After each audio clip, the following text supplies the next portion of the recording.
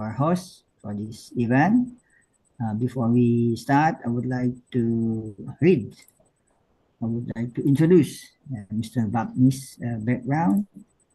Wait, where I put the okay. Mr. Bapnis is senior product manager in financial service, responsible for growth of 100 billion portfolio, two new product launch, acquisition, strategy, relationship management, customer focus, analytic, passion for the customer and scientific method. His work experience is in Amazon risk and compliance, 2024 until now as a senior risk manager, AI and machine learning, and also in Citigroup of Global Consumer Banking.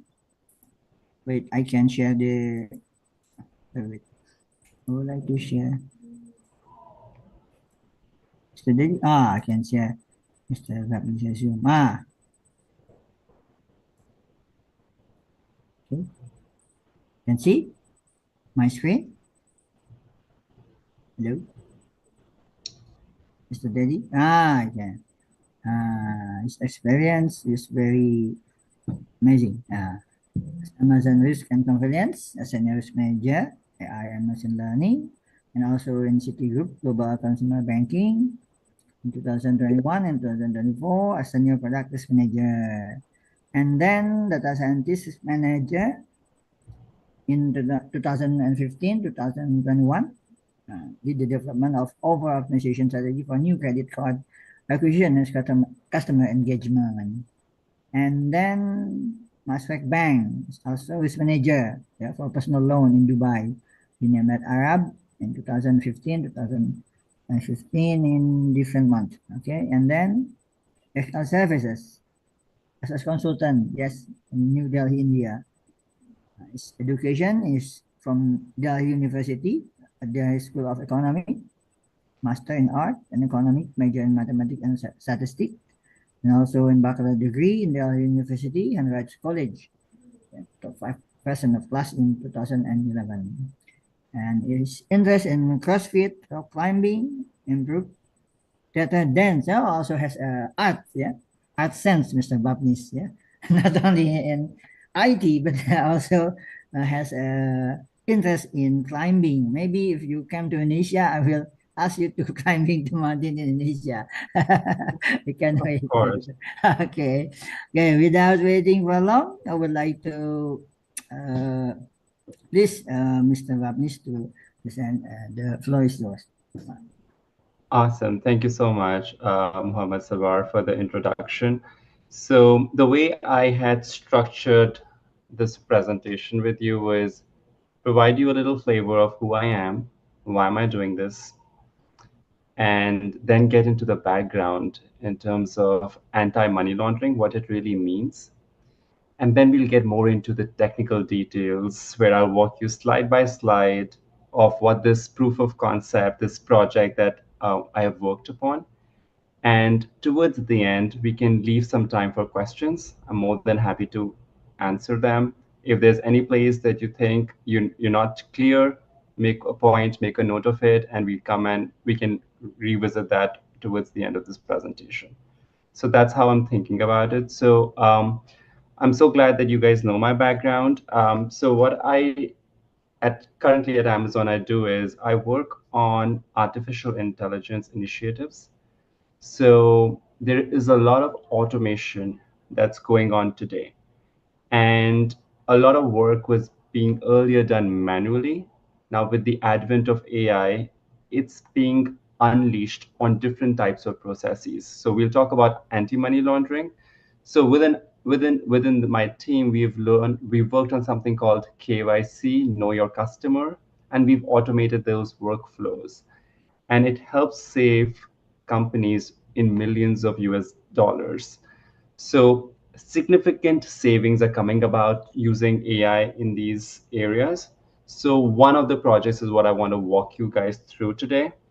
So before I even start sharing the presentation, I have a few talking points that I want to cover.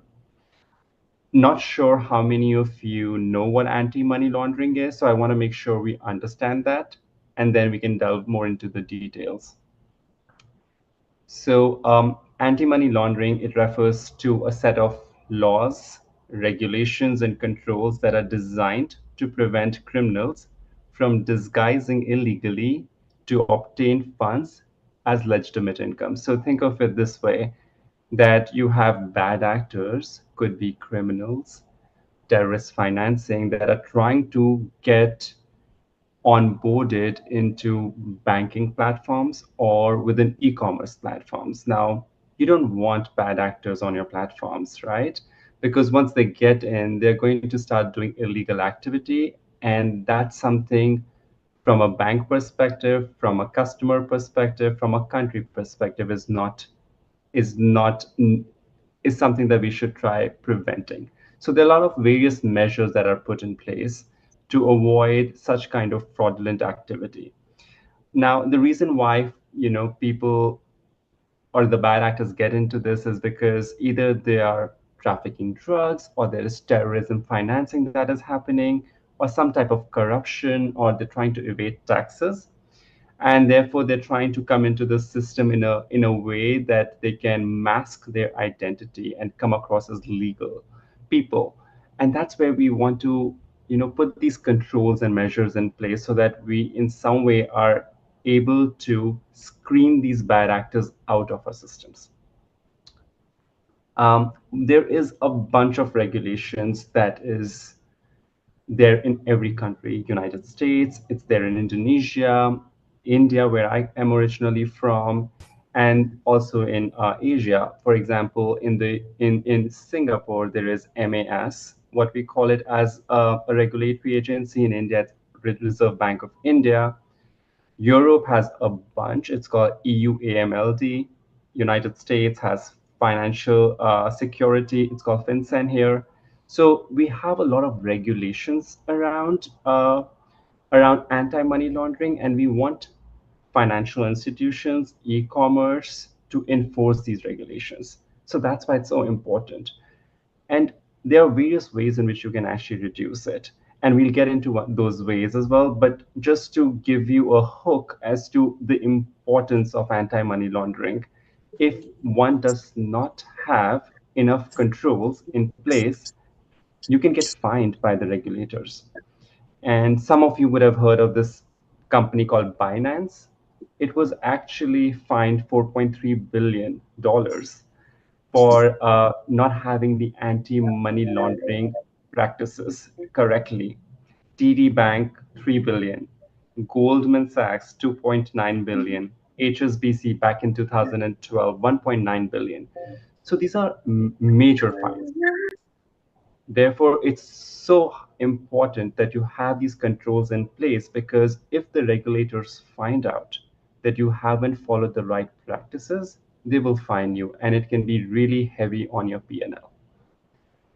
So with that said, I know I've spoken a lot. I want to get more into the details of the presentation, but that's the background of what we're talking about.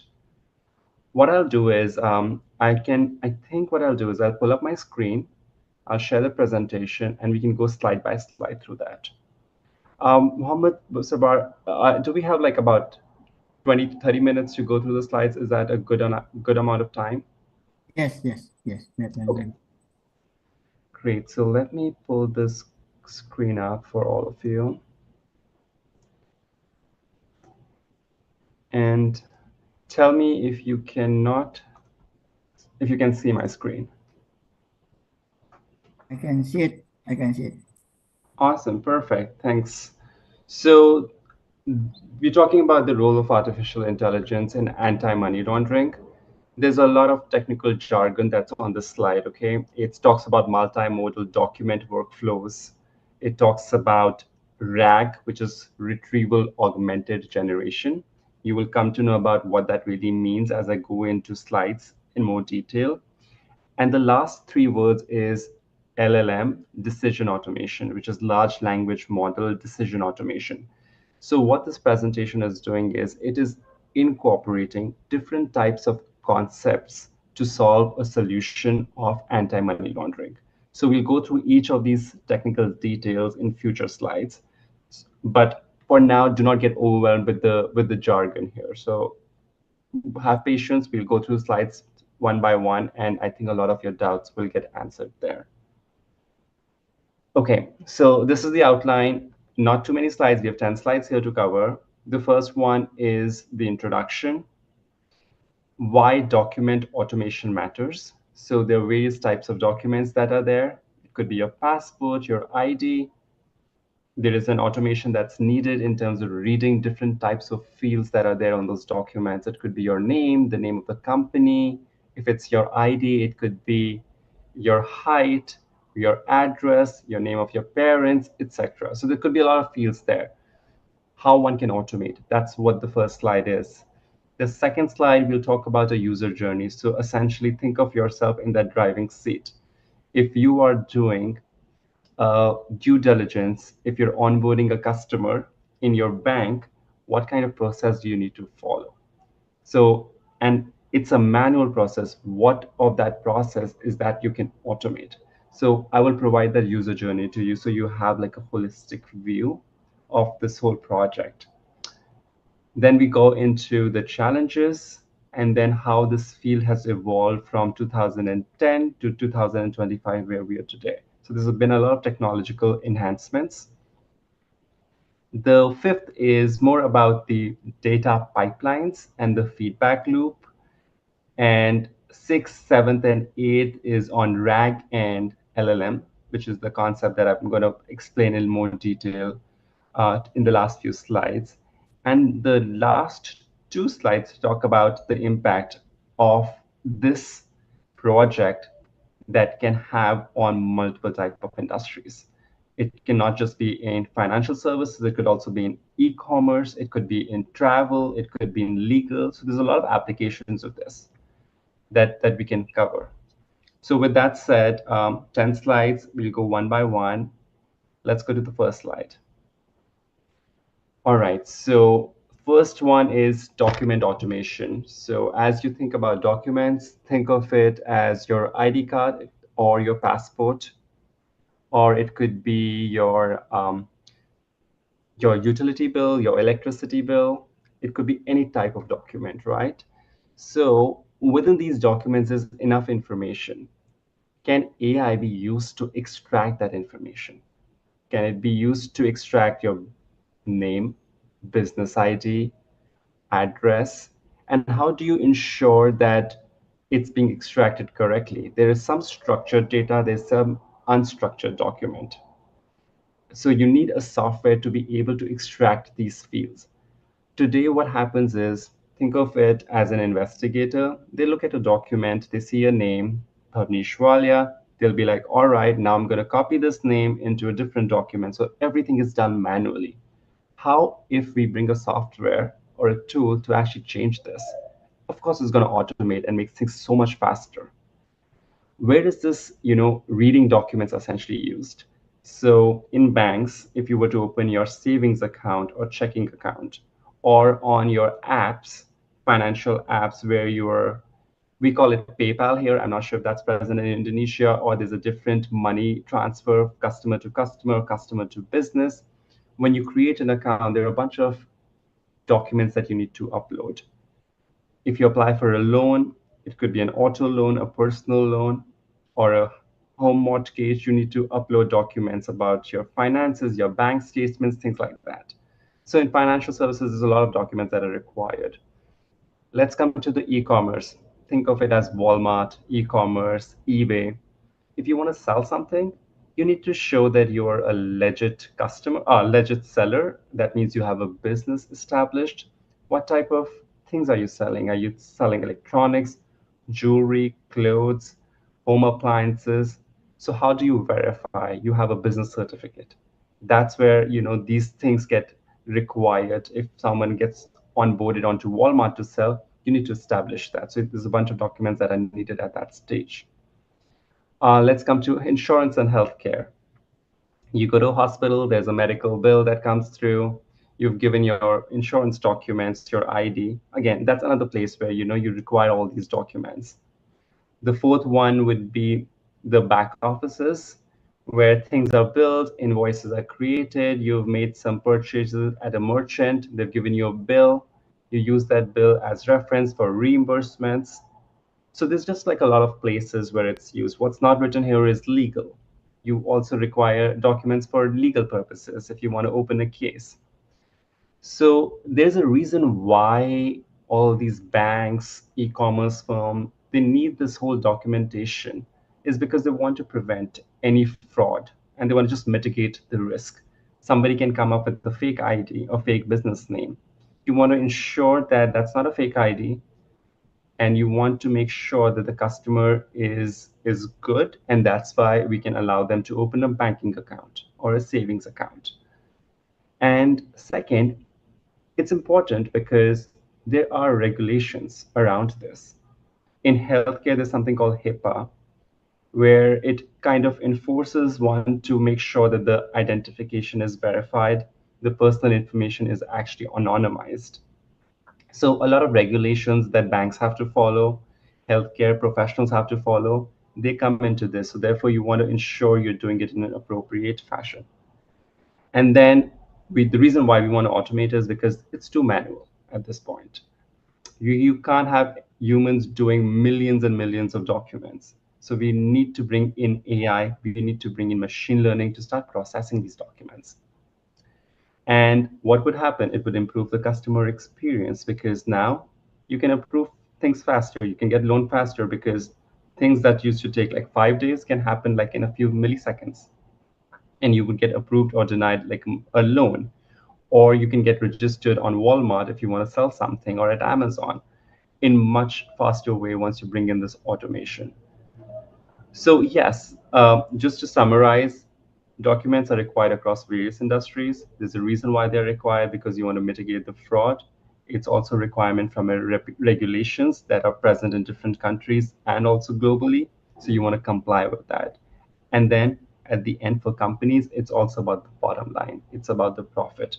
You can automate things, you can save money on investigators because now the machines can do things so much faster. And then it's about customer experience because customers get the decision much sooner rather than waiting for days or weeks for a decision to be made. So I'll pause here. We'll go to the next slide. All right. So again, too much text, but what you need to focus here is the user journey. So look at the right-hand side, the diagram. It's a fun diagram, and I'll walk you through all the 7 steps here. Just to set the background, think of it as someone who's trying to sell a particular good, say home appliances, air conditioners, for example, on e-commerce websites such as eBay, Walmart, or Amazon. So what's going to happen to register on this platform, you need to first submit a variety of your documents. The documents would be passport or your ID, your business licenses, and there would be a bunch of other things. The first step is that you start extracting information from these documents. So there would be a human reviewer. I'm on the third step right now. We'll start reviewing all these documents, and then we'll start, putting all these documents manually in a different sheet. And then, for example, if this person is a seller from Indonesia, there are regulations that are more specific to Indonesia that would hold true and not the United States. So regulations that are more specific to Indonesia, this manual investigator, this human, is now going to look at what are the regulations that are present that this particular seller needs to comply with. And that way it essentially marries this information with the types of regulations, and it's doing all this manually. Now, what happens if, for example, the regulation says you need to provide a business certificate, and that is not been provided by the seller? What happens then?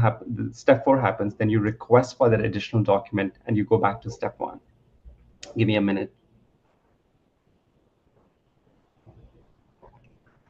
So you are requesting additional information there, and you're going back to step 1, and you're like, hey, seller, can you provide me this business certificate that you haven't provided and that was needed? And then, okay, the seller would be like, fine, let me provide that. Again, the whole loop starts again. But again, you're almost understanding how manual this is. Once everything is in place, the manual reviewers look at all the regulations that are there, then they start going into more deeper checks to see does the name match with what is there in their ID and what is present in the government records. So they'll do these verifications. Is the business that wants to sell electronics or home appliances, does the title of the business really match that? Or is the title about jewelry and it's actually selling electronics? So there's a mismatch. So you're trying to make these checks that what they're selling and their business name sort of is, there is a standard or there is some way in which you can say they are linked. And then you move on to the final verification, where you've said, okay, the listing seems legit. The business name is registered in, say, 2000. The business has been filing taxes. I will go ahead and approve it. Step seven. But what if you say, no, actually, there is some fishiness here because their title is different. They only started their business like a month ago. So it begs the question, are they even doing the right thing? Is this the correct business? And they can go ahead and reject it. So those are the two decisions that are being made. Either you approve the person or you reject the person. If you approve, that means you allow the seller to actually start selling their goods on Walmart. Or if you reject them, that means they either need to provide additional documents or they can no longer sell it on Walmart. So that's essentially the user flow here. I think what we'll do is I think what I've covered here is this. There are different industries you can do this. I talked about Walmart here, but you can think of it in healthcare as well. If you are, onboarding a patient, there's a lot of things that you need to go through. It would not be exactly the same checks, but it would be somewhat like you're checking their ID, you're like checking their insurance. Um, all right, so I think I'll move to the next slide here. All right, so this is about the challenges of processing the documents. So as I was going through the user flow, you can tell it's a manual process. If somebody has been doing this day in, day out, they're almost going to lose it. Like they're like, how much documents would I have to go through to be able to complete this work? So a few stats, 70% of your onboarding time is spent on doing the repetitive verification task. It's highly inefficient. Resubmission loops. If there's a document that is not being provided, you need to start the loop all over again. Then you come to point two, it's the complexity. Regulations are changing day in, day out. As artificial intelligence is evolving, regulations are also evolving. How do you keep up with all of that? Can AI help you with it? That's where I think the challenge with the manual process is where AI helps you. And the third one is around the risk exposure. If a manual investigator is doing it, there's a high chance that they're going to get tired. They're going to commit errors like we all do.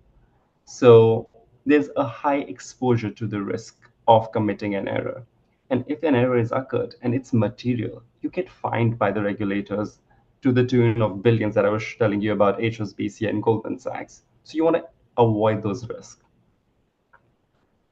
And then there are some limitations that we have today with the way documents are processed, which AI solves for.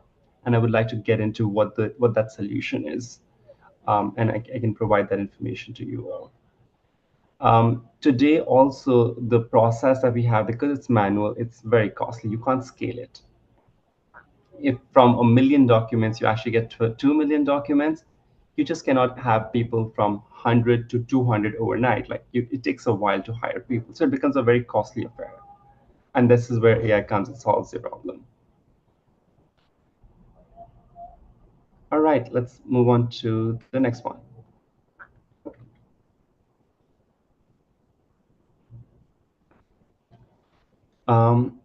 This is the evolution of how documents get automated. The time period is 2010 all the way to 2025. So 15 years, a lot has happened. Before 2010, everything was manual.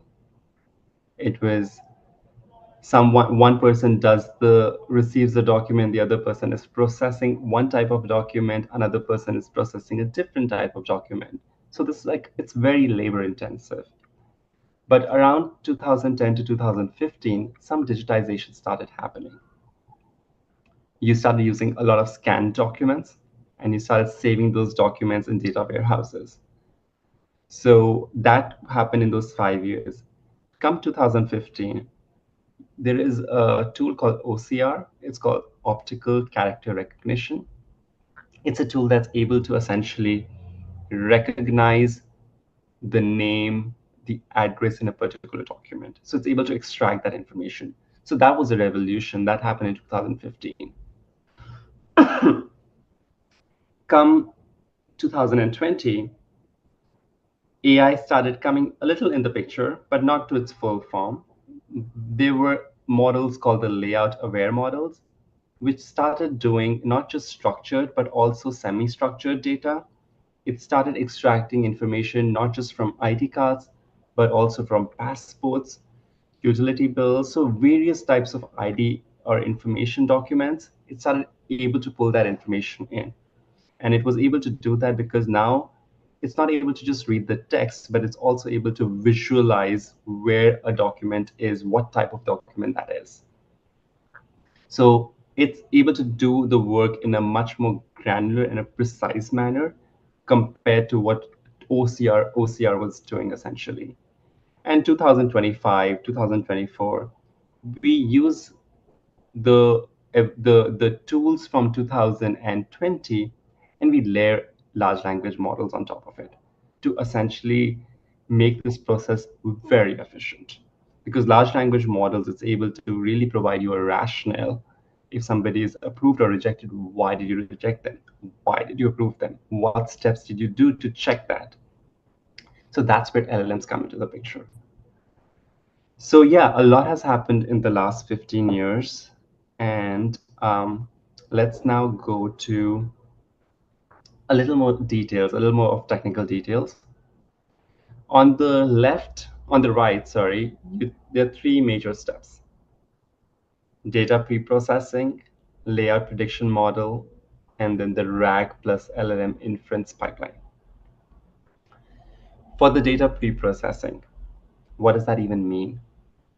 So you have these documents, which could be images, it could be PDFs, it could be a Word document. One has to read those documents, and because it has personal information, it has things like date of birth, the address. This is all personal identifiable information, so it's called PII. You need to mask it because it's personal, it cannot get leaked. So there is a within the data pre-processing, there's something called anonymization that is needed to do it. You then move on to the second step, which is the layout prediction model. What this does is it is able to extract data from these documents in a variety of forms. So it will just look at text first. It will look at the structure. It will look at the visual layout. For example, your ID card might have your date of birth or your name on the top, but your passport may have your name at the bottom, or your utility bill may have your name on the left or the right.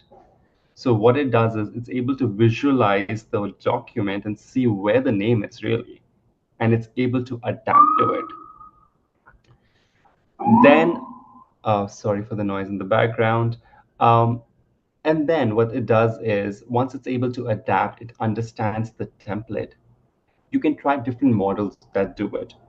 For me, when I did this, it was called the layout LM model that actually worked because it had the highest precision.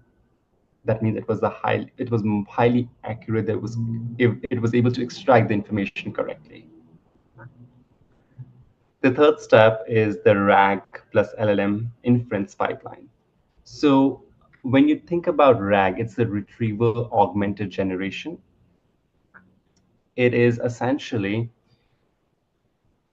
a tool which is able to pull information of the different types of regulations that are there in Indonesia, US, Singapore, India, and it's able to bring that information into one document.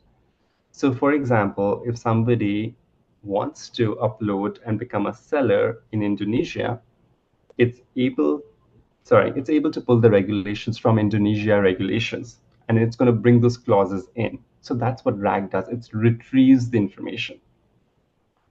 Then what LLM is doing is, once you have the information from the document, you have the information from the regulation, it's going to use this information together to determine whether the seller is satisfying all the conditions that have been laid down in the regulations.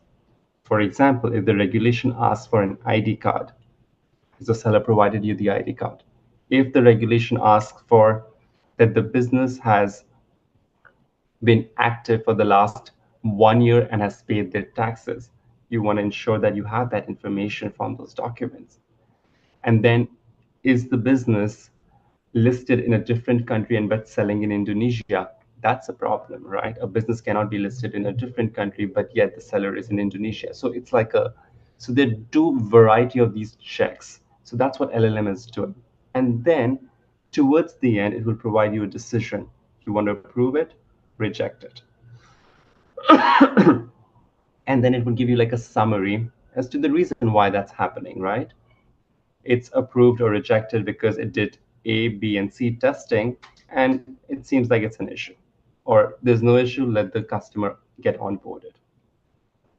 And then what happens is, because you're not going to completely rely on a model, you can't completely rely on a machine, you always need to have some humans review it through, say, a quality audit. And then they realize, oh, you know what? The machine is committing an error for a case like this. In that case, what it does is it provides that feedback loop back into the data pre-processing so that the model is able to perform, learn, and improve, and then able to give you the correct result. So highly important that you need to have every time human in the loop. And I know that today there's like a lot of conversation that, AI is going to replace humans, machine learning is going to replace humans. It's essentially, you will still continue needing people in the loops to ensure these machines and these tools and algorithms work appropriately as designed. So highly important, but it's also important that humans understand how AI works. All right, let's move on to the next slide. I just want to be careful about the time. I think we have like 10-15 minutes. About 15 minutes again. Did you say 15? Okay, perfect. All right. Okay, so I'll be a little short on this one. There's just a lot of details on this slide. This is the first part of the data processing. Different types of documents on the left: license, utility bill, the optical character recognition. So think of it as the way it's extracting the different fields based on text. Where are things located? Is there like an icon? So it does all those textual, spatial, and visual extraction.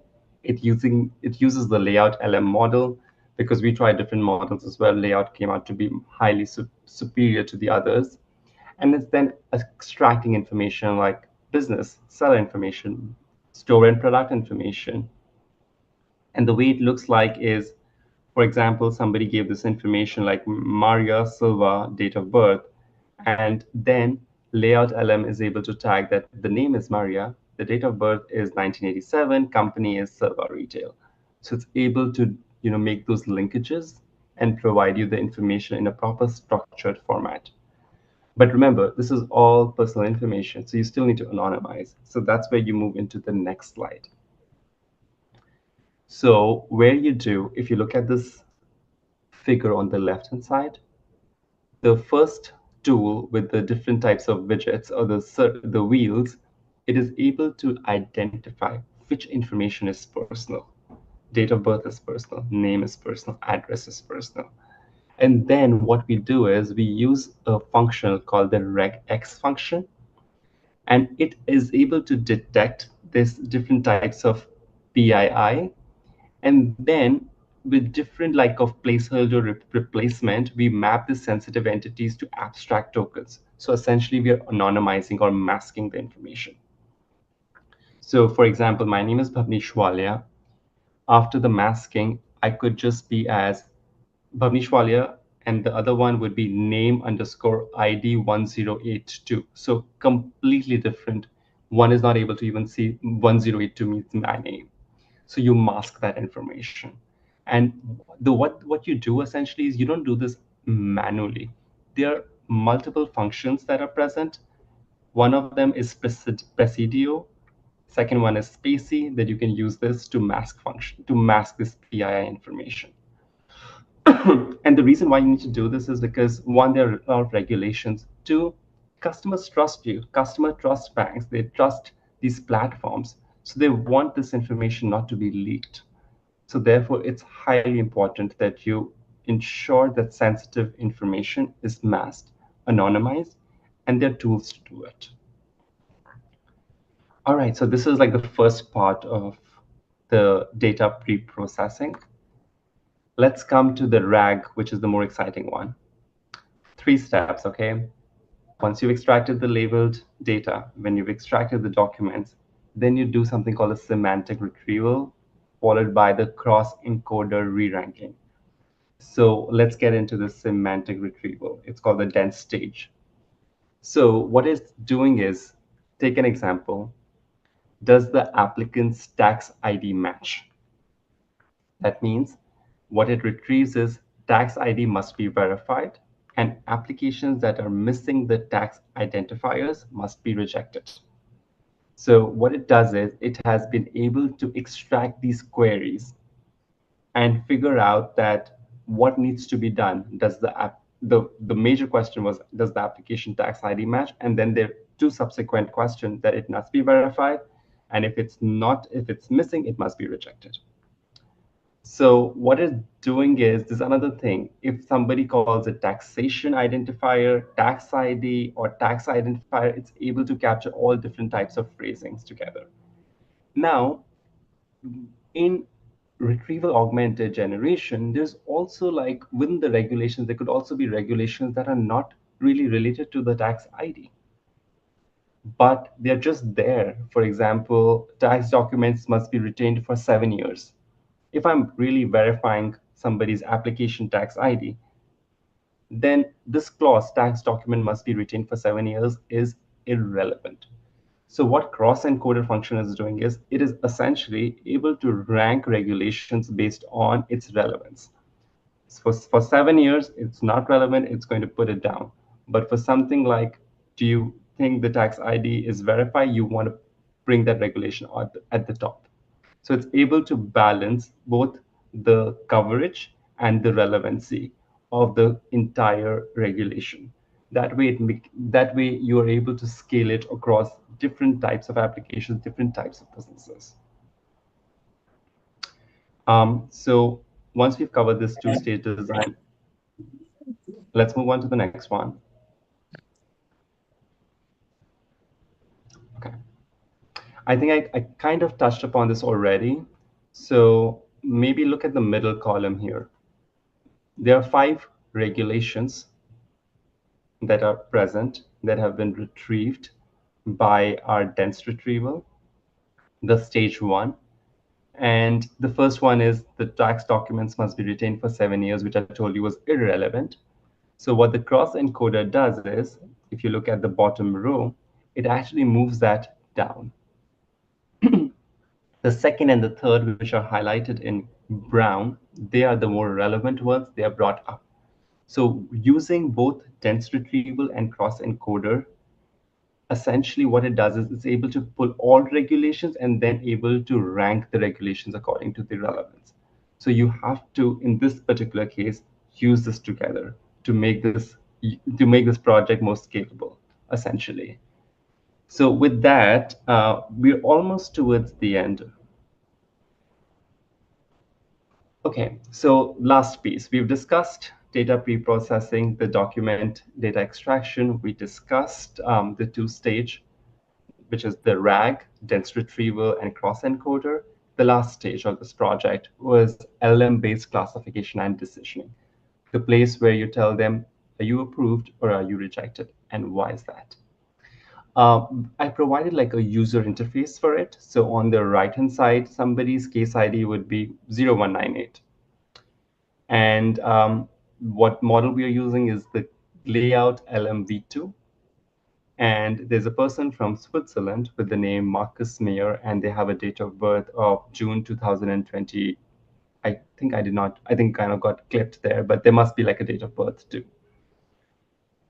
Once we did the first stage, what we did was we got their information. It was passport, country of issue was Switzerland, expiry date 2029 with the date of birth of 1982. So you've got this information. You used your layout LMV2, extracted this information, anonymized it because it's PII. Let's come to RAG. What RAG does is it's going to retrieve the relevant regulations. So this person is based out of Switzerland. So it's going to go to the standards called FATF, and it will pull the jurisdiction, pull the regulations from that particular jurisdiction, essentially. And then things like customer identification must rely on valid government issued photo identification. Passport is government issued and it is valid. The passport must be valid or unexpired. This person passport is 2029, we are in 2025. It is unexpired. Onboarding is permitted for individuals from jurisdictions that are compliant with FATF standards, including Switzerland. So this person is based out of Switzerland, so therefore you're allowing them to come on board. The date of birth must be verified. So you look at the 1982 from the passport, you'd also look at the government records to ensure that the date of birth is correct. And the passport is in English, or if it's not, then there's a translation for it. And if you have all of these clauses retrieved from the regulations, you have the documents ready, then that's where the magic happens. Now that's where large language model come into the picture. There are different types of large language models. I tried 3 of them. Flan T5 came out to be the most superior. We also tried something with Tiny Llama. There was Phi 2. Tiny Llama, I believe, is Meta.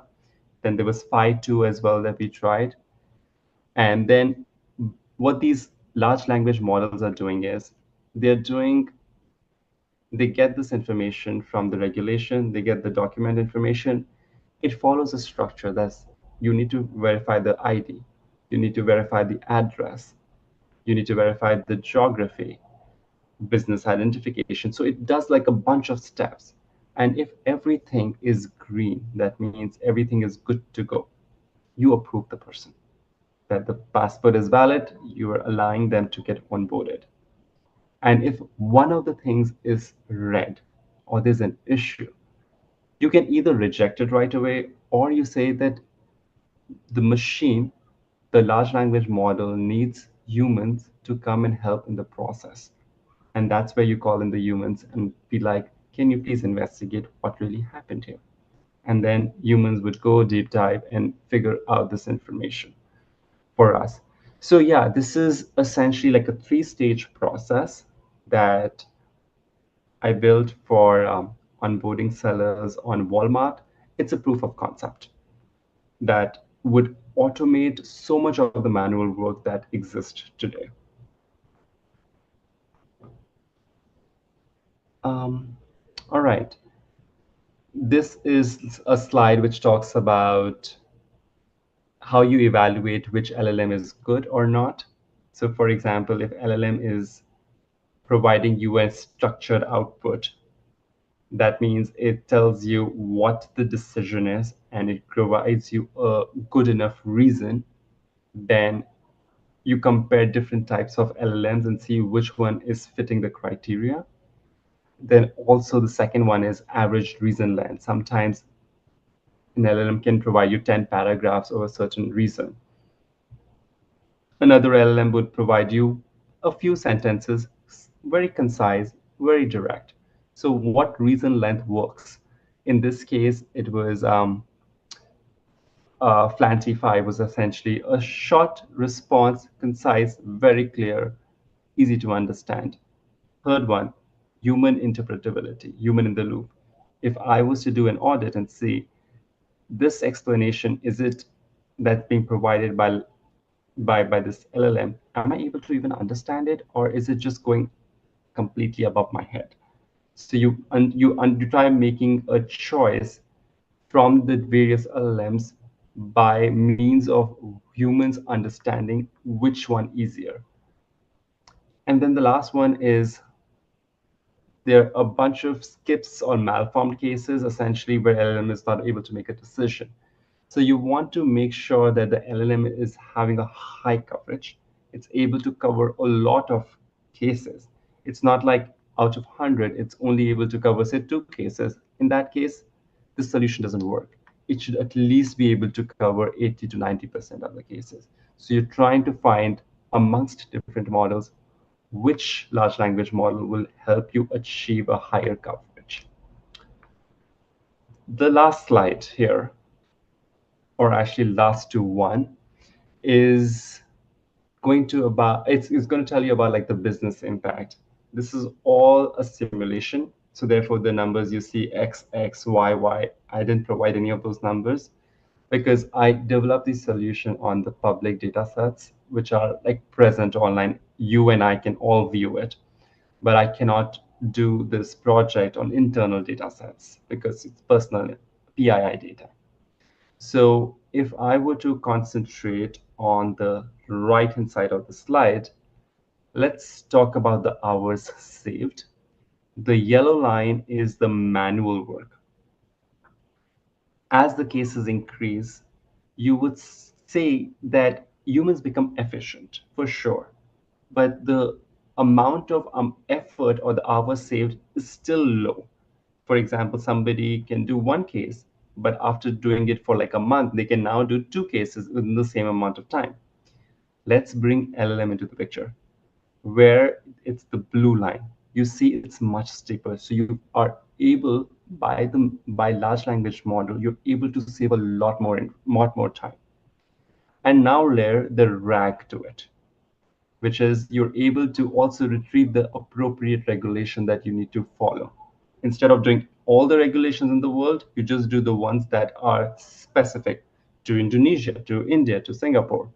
And therefore, you get much more efficiency. And that's the green line. That's where we want to get to, which saves like 91% based on the simulations that we did of the time. And LLM only, the blue line was less, not dramatically, but still less, and manual saves very little time. So there is a case to be made of using AI in this particular case. Um, the other thing is when you employ less people, you save on the cost. When you have less humans, you also improve your accuracy. There are less human errors. It also gives the confidence to regulators that yes, you have these machines, these algorithms running. If there is a proper check and challenge, audit, validation, it gives me comfort that you're doing the process correctly. And if somebody wants to come and audit, you have the results. You can provide them the results. And then again, it's scalable. It doesn't have to be a certain project or a division within a bank. It can be used across industries. So there's a lot of application of this across different types of industries. With that said, we'll just run this whole presentation with something that's less technical. But we talked about healthcare, how this is being used in healthcare. Let's talk about finance. You are in your personal loans, underwriting, insurance claim. Think about legal. In legal space as well, the amount of documents that are there, it can run like you can have, you know, 1 feet, 2 feet of like just papers sitting there. You have to start doing it manually. The amount of effort it takes is too much. Let's talk about the public sector. When you file taxation documents, think of somebody who's receiving tax documents for millions of customers. They're going to go crazy just processing it. Immigration, US, different countries, the number of people that are coming in, going out, just a lot of documents that are being created. And platforms. Platforms could be, in our case, it was like Walmart or Amazon, that's like seller onboarding. Or if you want list products, even when it comes about if you want to moderate the content that's there in different types of social media platforms, how can you do it manually? You need softwares, you need AI to essentially parse through different paragraphs and text to pick on words that could be an issue, like inflammatory words. You can give those prompts. So essentially, it can be used a lot within the content moderation as well. So yeah, that's the end of the presentation. I think we do have a few minutes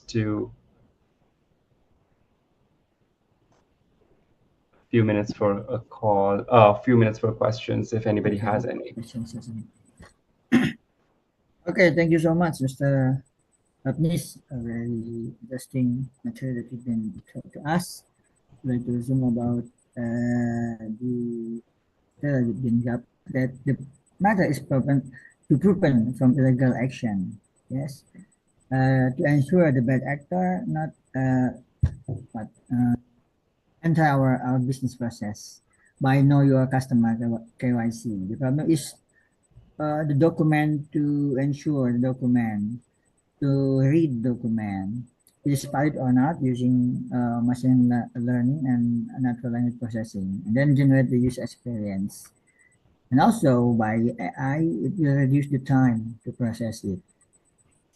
We don't have to start from the beginning when there's a postponed document need to be uploaded. Not start from the beginning. I think it will cost many time. The data will cross checking with the government data like tax, maybe electricity payment, and etc. And the most important thing is the human understanding about this technology will help us to reduce time and process, and also to make sure the document or the data is valid. I think that's the resume about the material today. Maybe, yeah. Yes. Okay.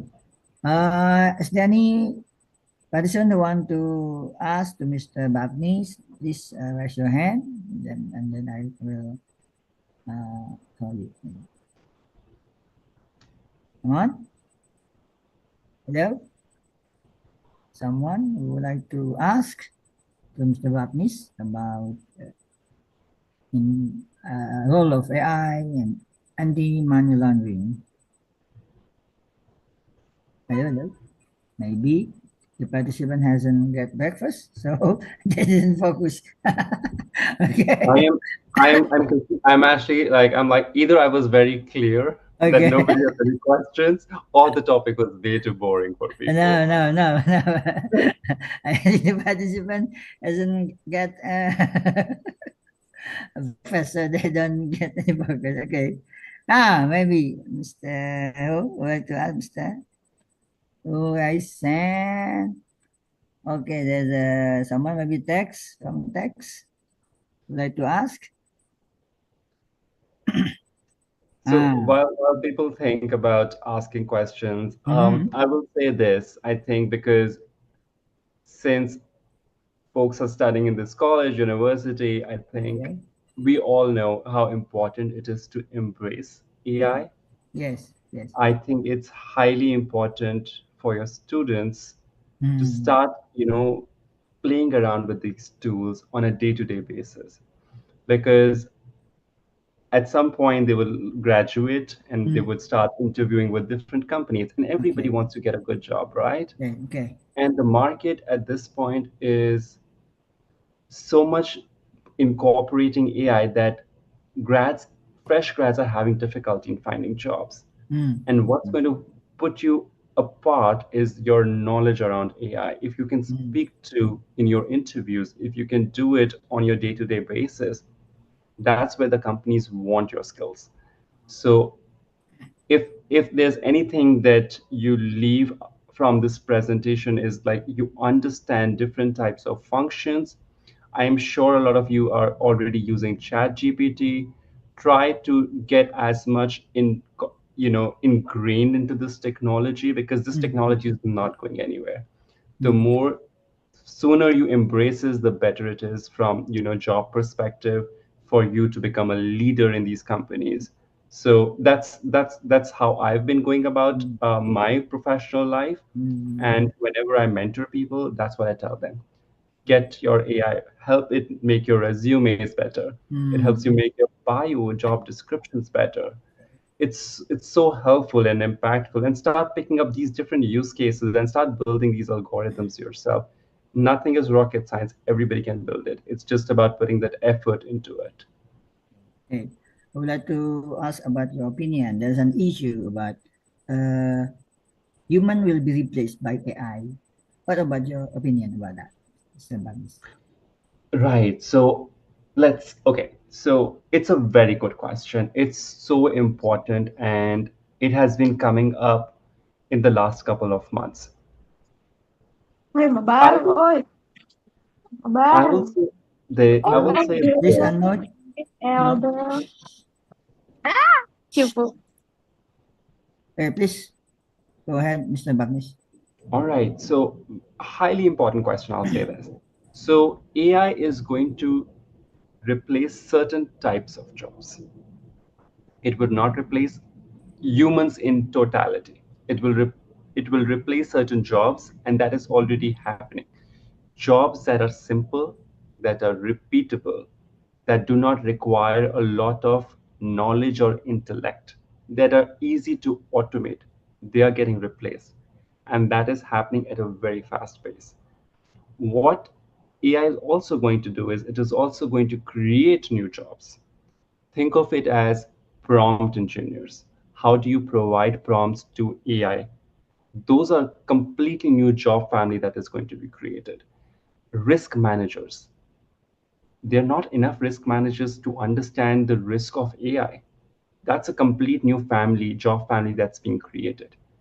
So I do agree certain types of jobs are going to get eliminated, and that is happening. But there are new job families that are being created.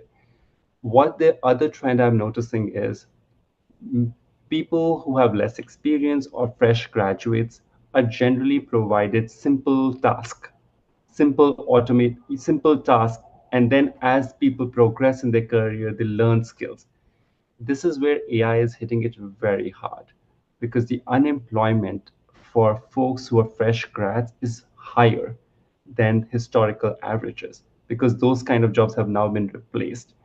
But it does not say that humans will completely get eliminated. And that's where the reason why I want to say is how AI is super important for fresh grads, because if you want to get into this market, it is important you understand AI.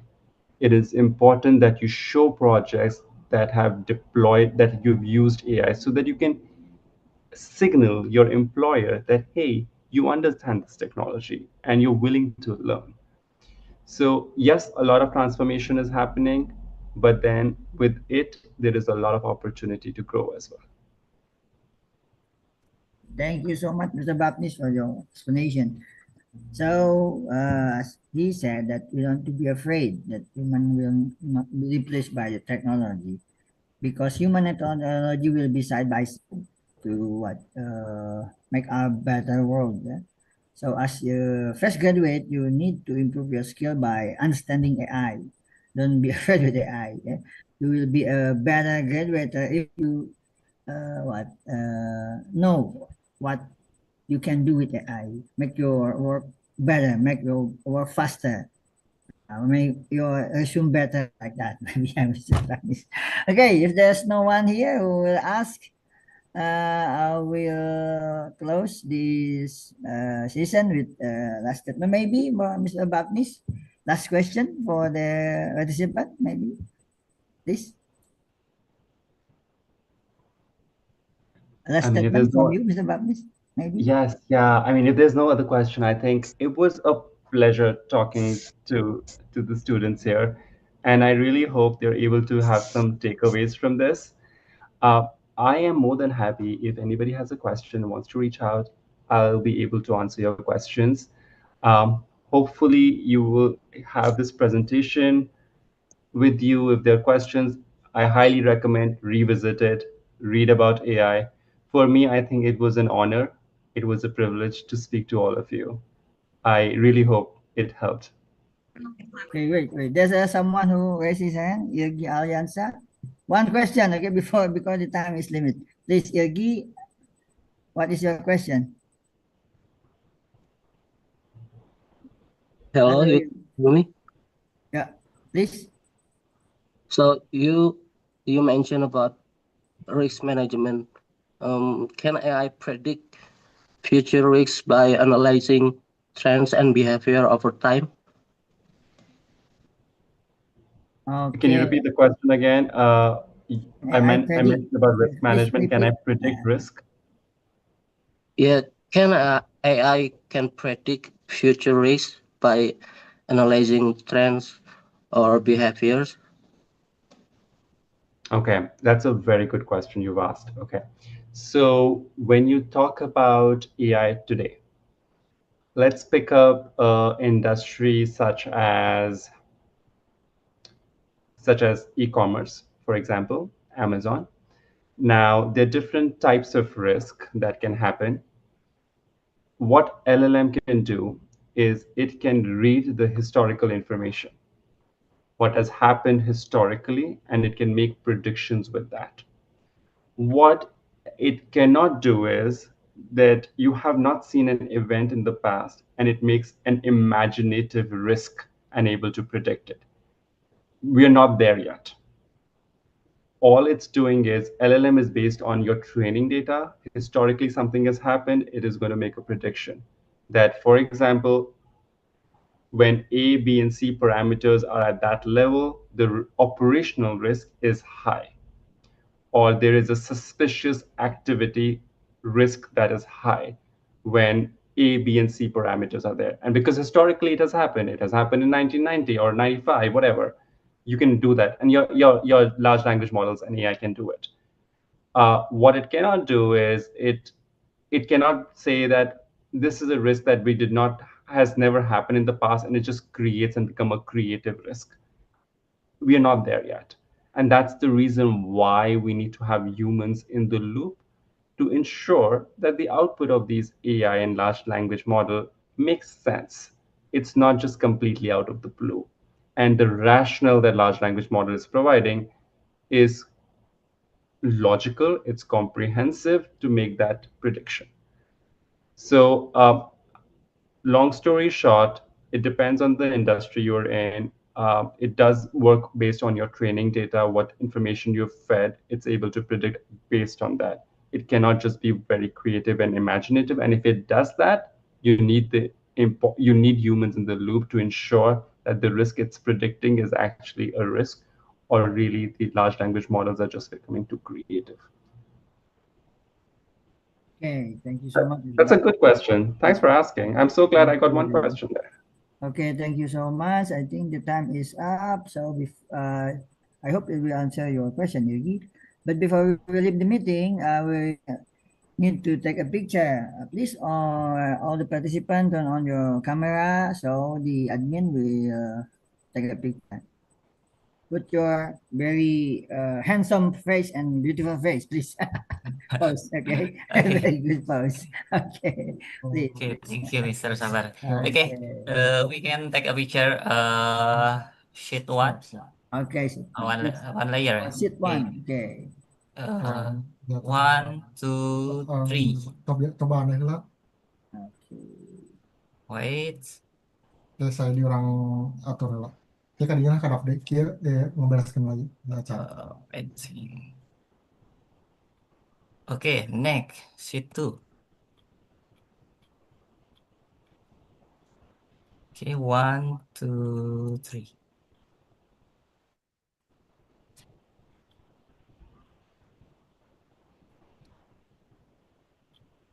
Oke, siap. Okay, next sheet. Mulai.